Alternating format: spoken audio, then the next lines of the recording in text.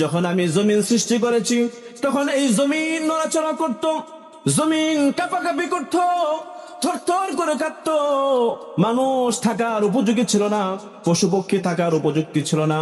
এই মাটির মধ্যে ঘর বানাবে, বিল্ডিং বানাবে এমন উপযুক্ত স্থান ছিল না। আমি আল্লাহ পাক রব্বুল আলামিন এই জমিনকে শক্ত করার জন্য, এই জমিনকে মজবুত করার জন্য জায়গায় জায়গায় আমি আল্লাহ পাক রব্বুল আলামিন পাহাড় নামক পেরেক বসায় দিয়েছি। সুবহানাল্লাহ।